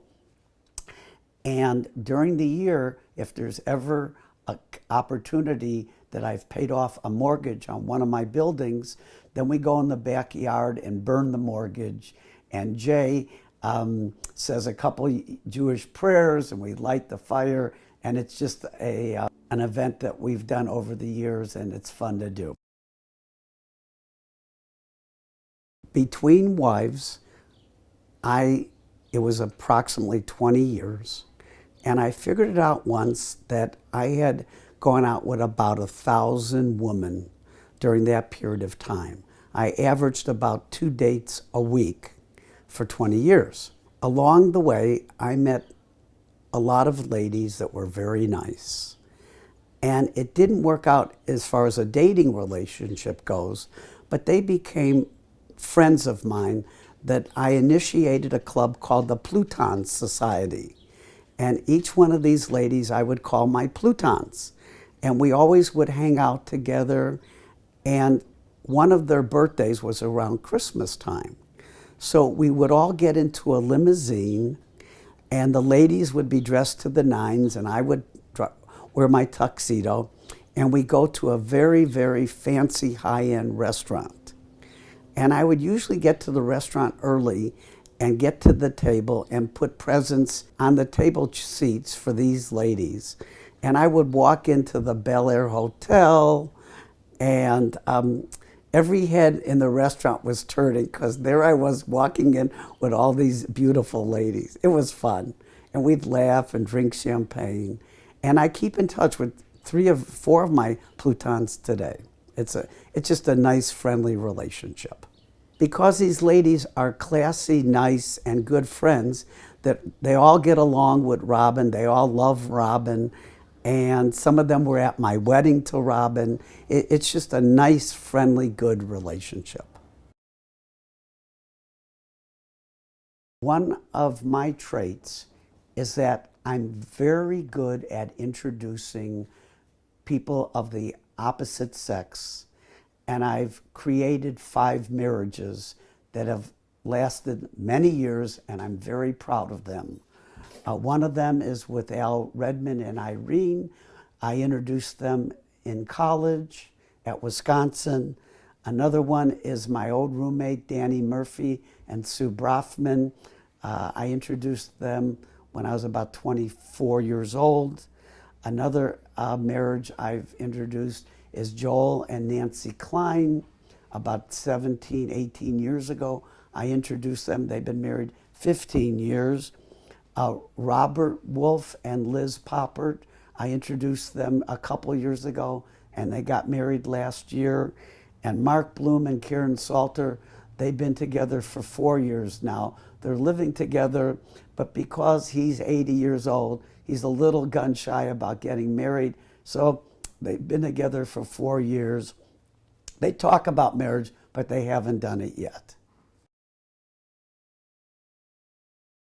When I was 47 years old, I met Sandra Marcos. She lived in Monterrey, Mexico. She's a Mexican national. And we met on a dating service. And for the next year and a half, we dated. I fell in love with her. And we got engaged. And unfortunately, the language differences, the cultural differences, the religious differences didn't work out. And as a result, I broke off the engagement. And, she was a very nice, sweet lady. I learned a lot from her, and she's just a sweetheart. Some of my other longtime friends, Gary I met when I was around 10 years old. Well, 8 years old in camp, I think. And Richie Rosen I met at 10. Fred Zimmerman I met at 12, and those, Al Redmond I met at 12. They've been in my life 60 years. And out in Southern California here, I've met a lot of lifelong friends too, that they've been in my life all these years too. I'm very lucky to be blessed with all these nice people throughout my life. As of this recording, they've been married 2 months. They met about 3 years ago. They dated for 2 years, and then they got engaged. Jeff was working in South Lake Tahoe at a Patagonia store when Ashley popped in December 31st, and they hit it off, and they have a lot of common area points. They love to snow ski, snowboard, hike. They share a dog together. They both ride motorcycles. We've gone on motorcycle trips together around Lake Michigan, and our family adores Jeff. He's been to our home many times. I've introduced him to golf, and he and I are great golfing buddies. And the wedding was up in Napa last month, and it was a beautiful affair. And what can I say? I'm smiling just thinking about them. They're doing very well together. They bought a new house together in Sacramento. Ashley's a public defender up there, and Jeff is in real estate up there. He's a manager of facilities for Centene, a large New York Stock Exchange company. Matt Quitman was building an apartment building across the street from where I lived on Centinela Avenue in West Los Angeles. And because I love real estate and construction, I would always go over and talk to Matt when I would come home from work every day. and we became very close friends and partners. And he was at my wedding, and I was at his wedding, and we've stayed friends for 30, 40 years already. He was a great partner. We built buildings together, and I'm smiling because I think of the wonderful fun times Matt and I had together. In approximately March or April of 2000, I had gone out to the West San Fernando Valley, and I got a brand new golf club way out there. It was an expensive driver called a Katana Sword. And I couldn't wait to get home to try it. So I went to a driving range I never go to, Balboa Park. As I'm walking to the stall to hit the driver, there's this cute lady hitting golf balls.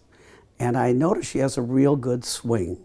So after she hit a nice shot, I said to her, "Nice swing." And she turned around and smiled. About a half an hour later, after hitting the driver, not very well, but nevertheless, I was hitting it, I noticed she was chipping balls in a different part. So I walked over to her and I started talking to her. And she was very easy to talk to, had a great smile, a friendly personality. And I said, "You know, if you're single and available, I'd like to buy you an iced tea." And Robin's response was, "I don't know if I am." And I said, "Huh?" She said, "Yeah, my husband of 29 years just left me." I says, "Oh no." And we talked another half an hour, and she was just terrific. And I thought about giving her my card and asking her to call me if it didn't work out. But that's like bad karma, and you don't want to do that. And so I said goodbye, and I wished her well. And I walked to my car, and I put the clubs in the trunk, and I took out my business card, and I wrote down my home phone number, and I decided to take a chance. So I walked back to her, and I said, "Listen, I really like you, and I really hope it works out. But if it doesn't, here's my card. Please contact me." And about 7 months later, toward the end of December, she sends me a holiday card. She says that she really enjoyed our conversation, and please email her. She'd like to get together. So I emailed her saying I was leaving for China the next day. I'd be gone a month, and when I get home, I will look you up. And a month later, we made a date to get together to hit out golf balls and get a bite to eat. And that morning it's raining. And I called her up on the phone. I said, "You want to pack it in, or do you still want to get together?" And she said, "No, I want to get together." I said, "Okay, I'll pick you up at 10:30. I'm going to kidnap you. I won't tell you where we're going, and we'll have lunch." And she said, "Well, I got to be home at 2 o'clock for a manicure appointment." I said, "No problem." So I went to the store, and I bought a dozen red roses. And quite frankly, I forgot who she was and what she looked like. But in any event, I went and I picked her up. And when I saw her, it brought back the memories. I mean, in those 7 or 8 months that I hadn't seen her, I'd probably gone out with 25 ladies, 20 ladies in that time. So, but anyway, I gave her the roses, and she went in my car, and I drove to Toys R Us off of Reseda Boulevard in the valley. And as we pull into the driveway, she says, "Why are we coming here?" And I said, "Well, you've been here before to buy toys for your kids for birthdays or whatever, and I've done that for my kids." I said, "Let's go here and buy toys for ourselves." And she said, "Fine." So we bought a battleship game, we bought a robot, and I bought her a feather boa. It was purple, and she still has it today, I think. Anyway, we went out to eat a little sandwich or two, and then we went back to her house to play Battleship, and she showed me her power tools. I was very impressed. Anyway, this was on a Friday, and I said, "You know, Sunday is Super Bowl, And at my house, I'm going to have 60 people, and you won't know anybody, but I think you'll have a fun time. So she came to my house. She brought big bones for my 2 dogs, and she stayed late. A couple of my single friends hit on her, and ever since then, we've been together. Robin and I have been together for 16 years and married for 12. Robin is wonderful. My kids adore her. All my friends love her. She's so easy to get along with. She's beautiful, easy on the eyes, and get with her kids. And now we have grandkids together, and she's just the best person ever. And my life is wonderful thanks to Robin. And I'm just blessed. I was extremely fortunate in life that I knew early on what I wanted to do. After I got my master's in finance from Southern Cal, I immediately started in real estate. And I've been in real estate for 50 years. Different parts. I was in office leasing to start, and then I went into property management. And then I went into owning apartment buildings, building condominiums, and then eventually I got into industrial warehouses, and I've been in that for 40 years now. I'm really happy that I found my niche, and I've been very successful in that field, and I've met some very fine people in that field that have been my friends for 40 years or so. And some of these people are my partners, long-time partners. Like my father, my competitors have become my friends. And we share information, and we help each other out all the time. And my father was like that in the nut and bolt business in Chicago. And the best part for me about owning real estate is that it affords me time to go on travels. It's a lucrative business for me. Just have fun.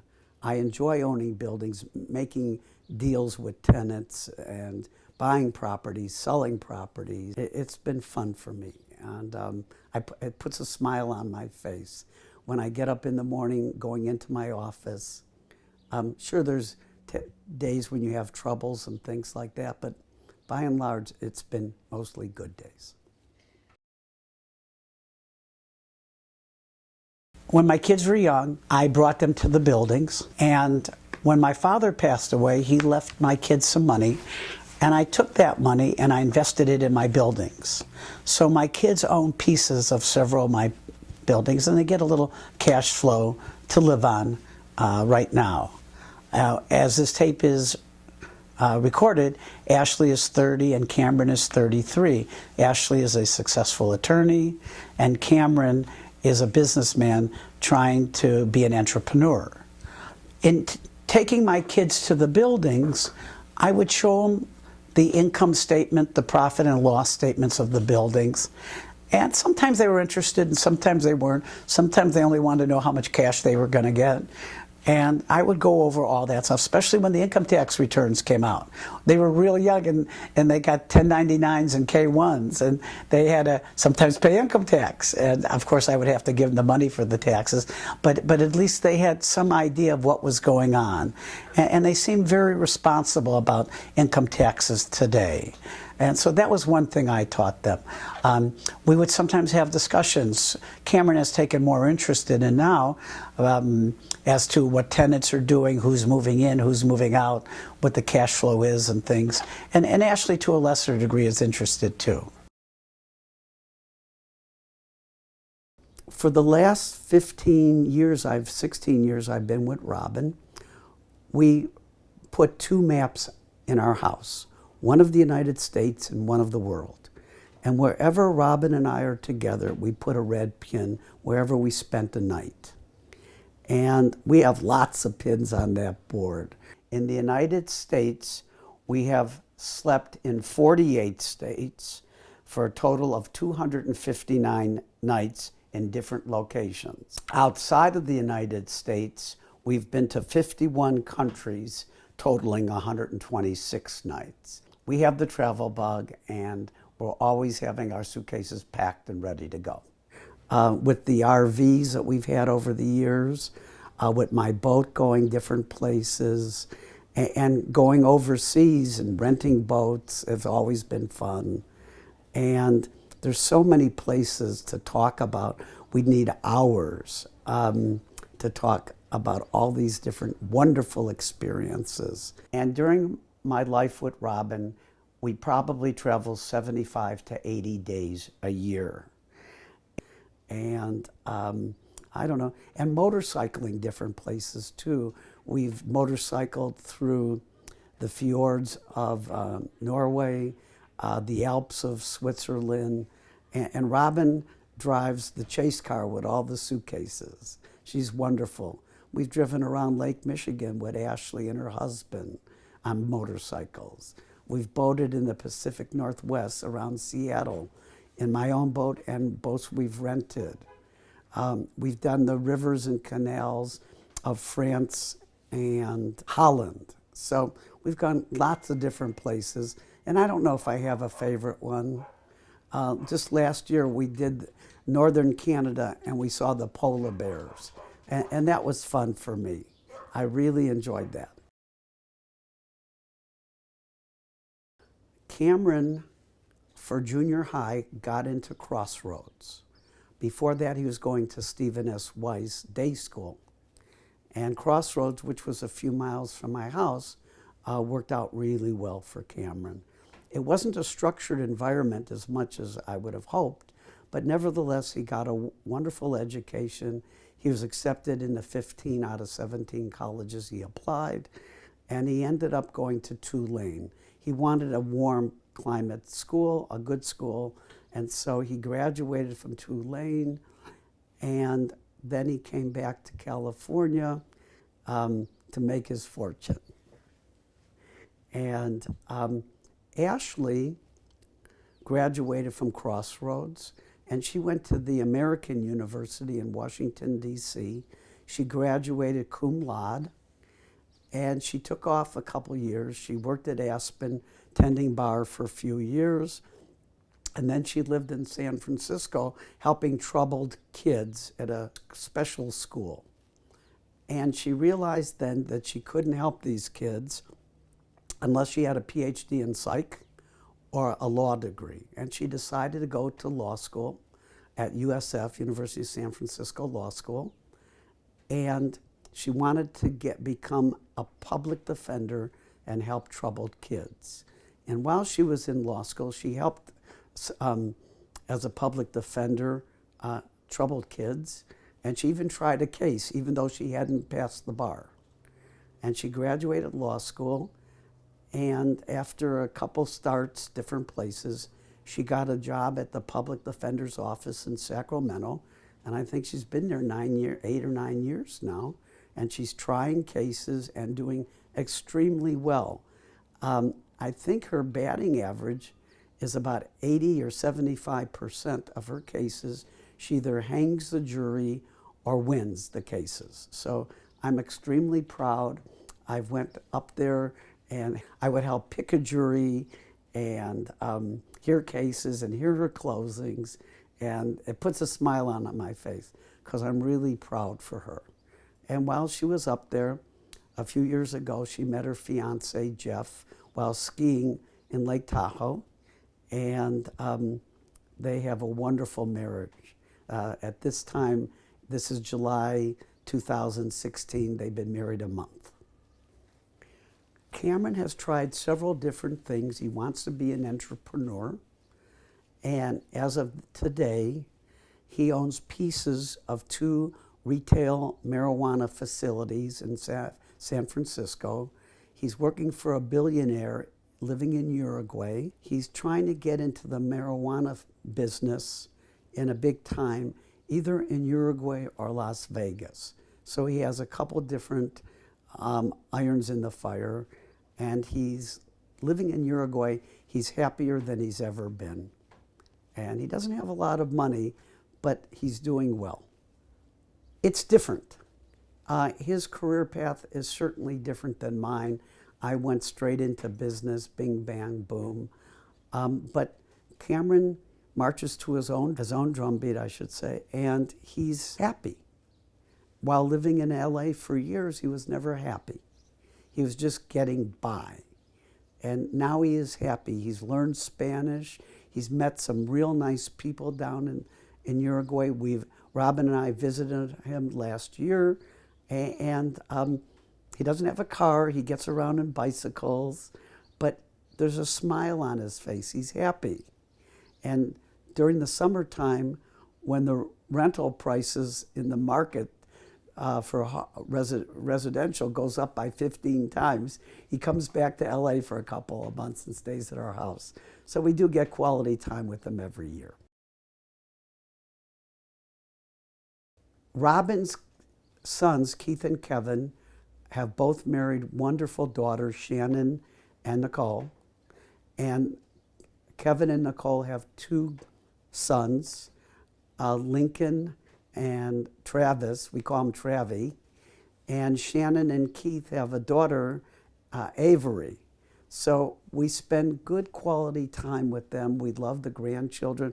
We play with them. They come over to our house and swim in our pool. And they've taken over the house in terms of space. We got their kids' toys all over the house. And it's just, I go into a room where the kids are, or kids are about to go, and I don't know what to expect. And the best thing is that we have two dogs, a Blondie and Buddy, and these dogs are so good with the kids, the grandkids, that they pull on their ears, bite their ears, pull on their tails, and the dogs are so good and gentle with the grandkids. It's just fun. Don't burn bridges. I keep people into my life forever, just about. And so I don't want to ever burn a bridge. I've always had the policy of returning phone calls within 24 hours. Some people have excuses, not returning calls and this and that, and I've never believed in that. I always return my calls within 24 hours. Never screw people. And I remember years ago when I started first in real estate, I had my red appointment books. And if anybody ever brought me a deal, I would put the date and who brought me what deal. And 5 years after somebody brought me a deal, I had realized that this person, I'd looked through my book, it's 5 years old, and there it pops up. And so I sent this guy, it wasn't a lot of money in those days, it was $200 because that was a finder's fee.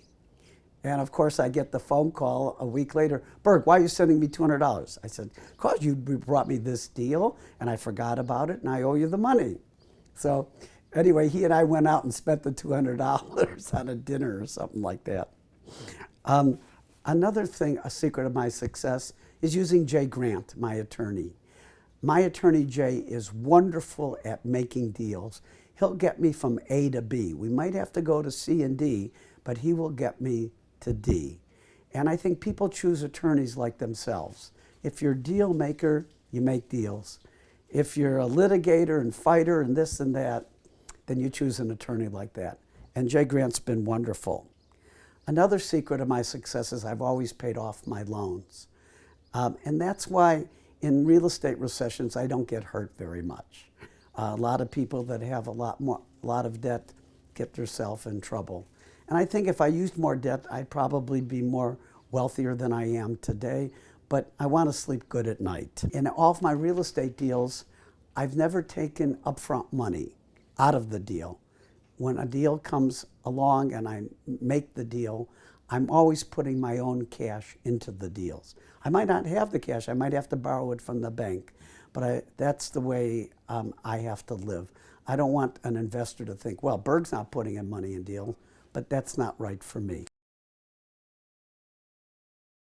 When my father grew up, his family was so poor that they kept getting evicted from apartments every 3 or 4 months. And as a result, his family took a lot of money from Jewish welfare. So as my dad got older and more successful, he always gave back to charities, lots of charities.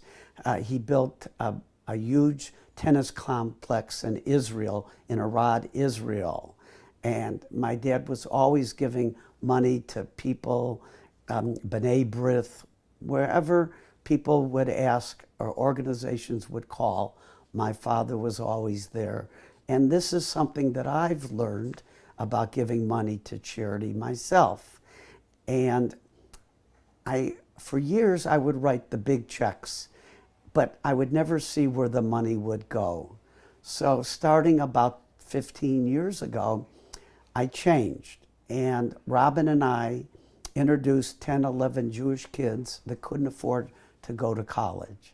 And we picked one, Matthew Messenger, and we paid for 4 years college, room, board, tuition, and books.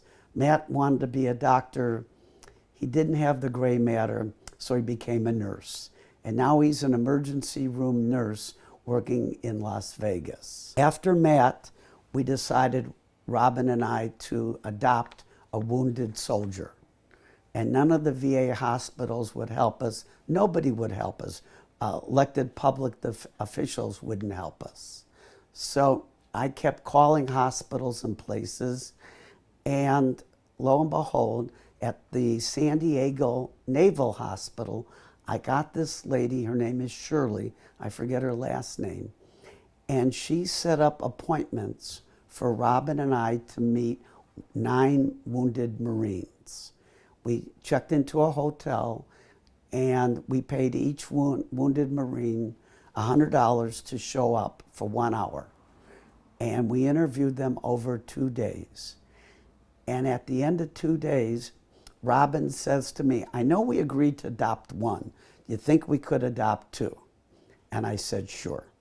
So we picked one, Alberto Aranda, and the second one was Josiah White. Both of them were wounded in Afghanistan. Josiah White, his leg was pretty bad mauled from an IED, and he wears a big, long metal brace on his leg. And I tease him about using WD-40 on it so it doesn't squeak. And Josiah wanted to become an aeronautical engineer, so he went to UC San Diego for 4 years. And in school, he met his wife-to-be in physics class. He graduated, and he works on the East Coast as an engineer for Grumman, designing the G550 business jets. Alberto Aranda, he's from Northern California, and he always wanted to be a fireman. So he went to Mount Sac Junior College, and he got his 2-year AA diploma. And then from there, he went to Cal State LA to get his 4-year diploma to become a fireman. And he unfortunately could not pass the physical. And so he couldn't be a fireman. So he asked me to pay for a 5th year, which I did. And he got a degree in counseling. And now he works at the VA counseling wounded veterans. And Robin and I are extremely proud of our 2 wounded warriors. In 2002, I called up the University of Southern California Real Estate Department, and I asked to speak to the dean, and I said I'd like to meet with him for 5 minutes. And I drove down to SC, and I met the dean. His name was Peter Gordon, and I gave him a check. And I said, use it for whatever you want for the real estate school. I had found out previously that the university has a program where they offer master's degrees in real estate development to would-be, wannabe real estate developers. And after I gave Peter the check, he says, no, you can't leave, we gotta do lunch. So Peter and I struck up a friendship that's been ongoing for over 15 years. And after talking to me for some time and learning that I taught college for 7 semesters at LA City College, he said, how about you mentoring some of our kids?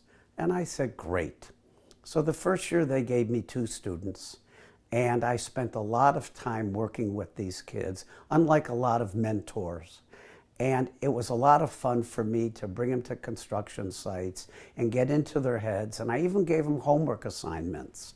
And after that, my name got passed around. And the next year I had 3 students and then 5 students. And one year it got up to 10 students. We'd meet at Guido's for dinner, and we'd have a room there set aside for us. And I would give them a list of people that we could call and get to come to our once-a-month meetings. And I would bring in an architect, a structural engineer, a banker, construction lender, a real estate attorney, an accountant, all different subs, a low-income housing guy. The students would pick who they wanted, and then for the next 10, 11, 12 months, I would get these people to come and talk to our students over dinner. And it was a lot of fun for me and a lot of fun for the students. In addition, I would spend a lot of one-on-one time with the students and giving them home assignments and things of that nature. And I struck up a close friendship with a man. His name is Suda Reddy. And Suda grew up in Torrance, and he went to Yale for undergraduate school, worked on Wall Street. His dad got ill, and so he came back to Torrance to be with the family. The family owned a couple apartment buildings, and Suda was getting his master's degree in real estate development and couldn't figure out what he wanted to do. And I would ask him every month, what are you doing? And his answer was, I'm analyzing this, I'm analyzing that. Next month, what are you doing? I'm analyzing this and analyzing that. And I said, Suda, just go pull the trigger. Don't be chicken shit. Anyway, this went on for months and months and months, and he wouldn't pull the trigger. And I said, Suda, just buy something. Even if you buy the wrong thing, inflation will bail you out. Anyway, he just couldn't pull the trigger. He graduated. And afterward, I said, Suda, why don't you go out to San Bernardino and buy 25 houses? He said, Burg, what are you, nuts? I said, you go check it out. And then I got involved in my own stuff, and I called him up 6 months later. What are you doing, Suda? I own 25 houses in San Bernardino. No shit? No shit. Let's go take a look. 2 days later, we're driving around his houses. He bought them for around $60,000 average price, put $5,000 into them, and he's renting them out for $1,400 a month. And this is around 2007, 8, or 9. I forget when. And I said, that's wonderful. And then I talked him into using Farmers and Merchants Bank, and they gave him a blanket mortgage so he could buy some more houses. I got him an insurance broker so he could have a blanket insurance policy over all of his houses rather than one policy on each house. And then I got him an investor, David Kelton, for $10 million, and they bought a lot of houses together, and everybody did well. And he ran out of cash. So Suda, because he worked on Wall Street, went to Wall Street and got $150 million on Wall Street. And now he owns 1,500 houses, I'm happy to say. And he's done very well. And he met his wife, Lisa, in the program, and she works at Prologis, which owns more warehouse space than any other company in the world. And they're doing very well. And Lisa's my competitor, but we always have great times together. And they had a back-to-school night at SC for the teachers, the faculty, the administration, and the students. And they want to know whose students, which are working, which are not, how much they're making, what they got out of the program, what they didn't get out of the program. And Suda got up and said, and I've heard this from a few people, that it cost him $50,000 to get his master's degree in real estate development. And while he was at the program, he got a mentor that cost him nothing, and he learned more from the mentor than the program. Put a big smile on my face when I heard that. I have 2 worst days of my life. The first, 81, end of January, beginning of February, I don't remember the exact date. I called Jay Grant, and I said, Jay, I have enough money. What should I do? And he said to me, go buy houses, Bob, for your kids. So the next day I went out in the evening with Matt Quitman. We went looking to buy houses. And I come home that night, and Wendy says to me, I want to talk to you. I said, fine. So we go upstairs to talk, and she says, I want to divorce you, and it's all your fault. That was by far one of the worst days of my life. At Cedars-Sinai Hospital, my dad was going to have bypass surgery. And simultaneously, in Chicago, Gary Rothbart's mother, Julia, who I loved, she was like a second mother to me, she died, and it was the funeral. And I didn't know what to do, to be here for the living or go back to Chicago for the dead. And so I decided to do both. I got to the hospital real early. I said whatever I needed to say to my dad. I flew to Chicago for the funeral. And I remember I walked into Julia's house and her daughter, Myrna, and I was doing real well until Myrna came up to me and said, "Oh, Bobby, Mom loved you so much." And then I just started crying like a little kid. Anyway, I flew back to LA after being in Chicago for like 3 hours. And I was there for my dad when he got out of surgery. That was a bad day for me. I think I have about 4 best days. First one was when Cameron was born. And the second one was when Ashley was born. The third one when Ashley passed the bar. The fourth was when I married Robin. And that might be the best of the best. And then the last one was walking down the aisle with Ashley when she got married. Those are my 5th best days. As we do this videotaping, I just turned 70 years old. And in closing, I want to say that your reputation, my reputation, people's reputation, you can only lose it once. If you do something to hurt people, to do something wrong, you can't gain your reputation back. And I've tried all my life to do the right thing. Sure, I've made mistakes and I've apologized profusely for, but once you've lost it, it's gone forever. There's an old expression that says, happy wife, happy life. I didn't know that till after my divorce from Wendy. She was not very happy with me. She wasn't very happy with life. And as I've grown and matured, I've practiced that all my days with Robin to keep her happy. And Robin is happy on her own, but I'm working very hard to make sure it lasts. So I'm keeping her happy, and I have a happy life.